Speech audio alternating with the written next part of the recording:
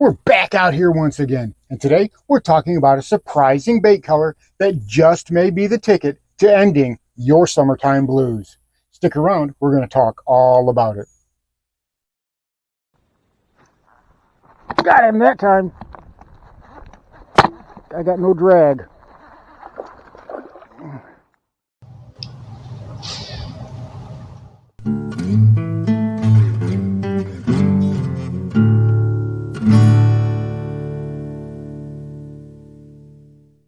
And here is this video's featured comment. Congratulations! If you would like to have a chance to have your comment featured in an upcoming video, all you've got to do is leave a comment. And now, on with the video. Welcome back to Lowbrow Fishing, and every year we hear the same thing. Summer's a grind. Summer is hard. Why? Because it's hot. Those bass are hot, the water's hot, they don't want to bite, they're just feeling lethargic. I know every time I go out to the water, I'm sweating buckets. It was 105 degrees in the shade on the big lake, and depending on who you talk to, it was as high as 113 degrees out on the water today. That's hot. I don't care who you are. But do the bass really respond that way? Well, the water temperature is 97 degrees on average on the big lake right now. But it doesn't affect the bass the way it affects me and you. For them, they live in it. They're acclimated to it. They've already adjusted. They know how to live in that environment and how to thrive in it.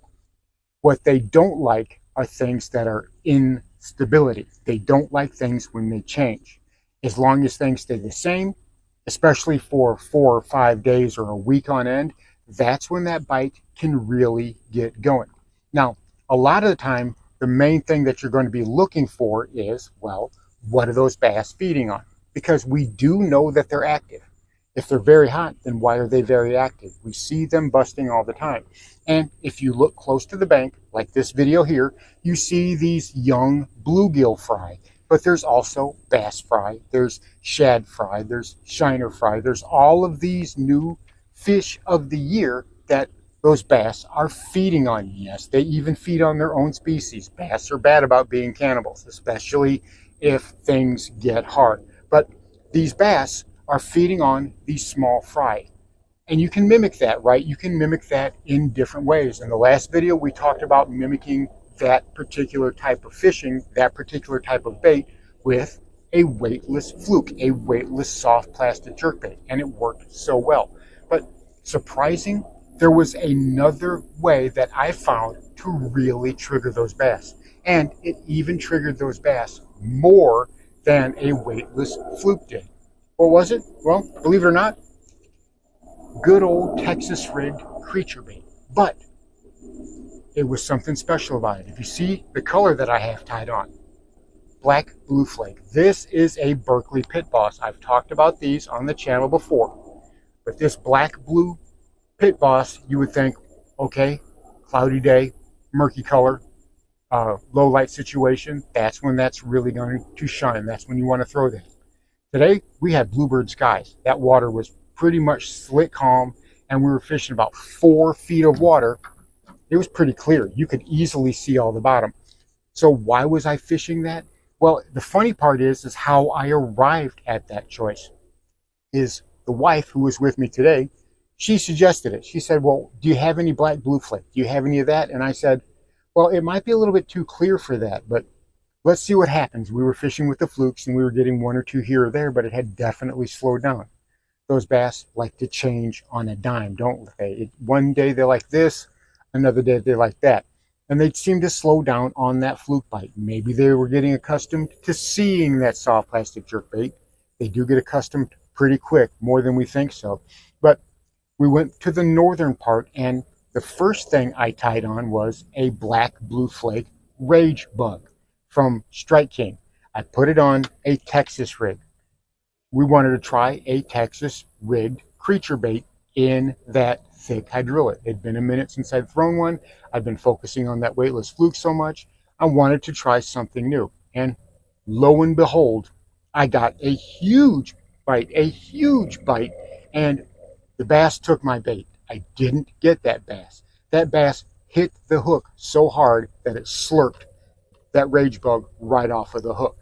And I thought, okay, well, maybe the wife is onto something. Maybe she has a great idea here. So I put on another rage bug, this same type, black blue flake. And we'll get back to that color here in just a minute because that's very important. But the thing I noticed again is when I cast it in there, right in that same spot, well, this is what happened.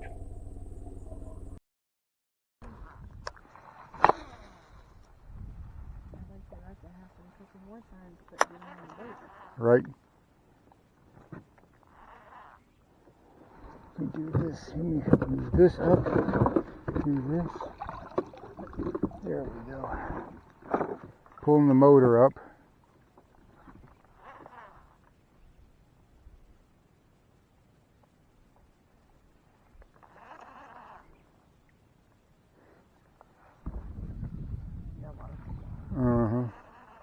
If you're catching a lot of slop, instead of dragging your bait to the side, bring it up and over. Yeah. And it'll come up and over that grass.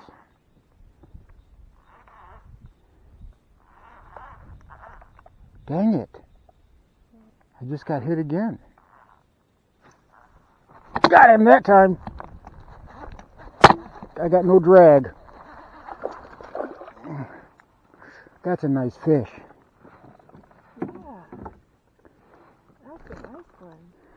After the whole day, it's a Texas rig. Texas rig, and I did it with a Rage Bug creature bait. And I have plenty of that style bait with us, hon. Boy, I got him good. He wasn't going anywhere. I got him real good. There we go, nice and smooth. Look at that. He's pretty. Yeah, £1.25, nice bass, yeah. Beautiful bass. Come up here and say hello to all the people in YouTube land. Look at that. That's a gorgeous fish. Caught it on the Straight King. That's a gorgeous fish. Caught it on the Strike King, Structure Bug, Rage Bug, whatever you want to call it. He's probably about 16 inches or so. About £1.25. Gorgeous color to him. Been eating up good. Thank you, buddy. Appreciate that. And there he goes. All right. Let's do that again. So, a very nice bass. About £1.5. And a nice thick belly, beautiful color on it. So I was thinking that the black blue flake was the deal. The wife, she tied on one of the Missile Bomb D-baits. You guys have seen me use those before to great effect, right? They've got green pumpkin on one side, on the other side a black blue flake. I rigged it so the black blue flake was up, but she really wasn't getting anything. And my last Rage Bug was gone. It had been torn to pieces and I didn't have any more. So I switched her up. I switched her up to this right here. This is a Strike King shimmy stick, black blue flake. But look at that tail. That tail has got that electric blue in it, right? And it wasn't long before she ended up catching a really nice bass. It was even bigger than the one that I caught.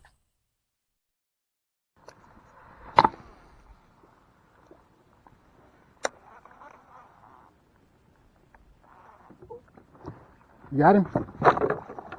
Oops, don't fall over. There you go. There you go. Look at that nice fish. Look at that. Look at that nice fish. Mrs. Lowbrow doing work with the Texas rig.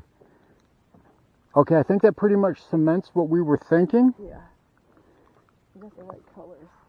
It's that little electric blue right there. That's what they're keying off on. It only took us all day to figure that out. Look at that. Wow. That's bigger than mine. He's £1.75, right at £1.75. Beautiful, beautiful fish. All right. That's a good fish. There you go. Oh, there he went. Let's see if we can't keep going. So we're putting the pieces of the puzzle together and we started to realize it wasn't black blue flake. It was the blue. It was the electric blue. And whenever I tied this Pit Boss on, you see that it's about black blue flake, but it doesn't have a lot of flake in it. And when I tied this one on, oops, this right here, this one has a lot more blue flake in it. a lot more flake distribution. And as a result, you can see how torn up it is because it caught a couple of fish. On the other one, I didn't even get a sniff. I didn't get any bites.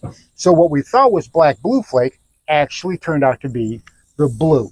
They wanted that electric blue, which middle of the summer, clear water. Why would they like that on a bluebird sky day? But they certainly did. That's what we stuck with. That's what we started using. Those bass were after an unorthodox color, and they do that from time to time. They will change things up on us just like we need to change things up on them. So don't be afraid to change it out. Don't be afraid to try a different type of color. Next time out, I'm actually going to stock up on electric blue worms and the orange dreamsicle just to see how well it can go. I promise you, I'm definitely going to get those bass interest. And even though that water is clear as it can be, that you can see all the way to the bottom, several feet down, I know those bass are going to be interested in that lure. It's not anything that looks like they want to eat. It's not anything that swims in the environment around them, but it is something that attracts their curiosity. It's something that stands out. Maybe those small fry that they're eating, maybe they have a glint of something in them that electric blue looks like. Remember, bass don't see blue the way that we see blue. They see red and they see green. They don't have blue cones in their eyes like we do. We see RGB, red, green, and blue. Bass see red and green. So that probably looks some sort of gray to a bass, some sort of muted gray, but there's something about it that really attracts their attention. Again, I'm going to experiment further with some dreamsicle orange and some really loud electric blue baits. And I'm telling you, I know those are going to get smashed, because today when we switched to that blue flake color, that really bright electric blue color, we were getting absolutely crushed, and it started immediately. So give that a try. Try something unorthodox. You may want to try a bright copper. You may want to try another type of color. Give it a whirl and see what happens. Don't be afraid to experiment with your summertime colors. So there you have it. A color that had no business working in clear water in the middle of summer on a bluebird sky day got crushed. It got hammered over and over again, which goes to show you that a lot of times we have to rethink how we fish for those bass and not be afraid to try something new. A lot of times it can be more rewarding than we ever thought possible. Thanks for watching Lowbrow Fishing. We'll catch you in the next one.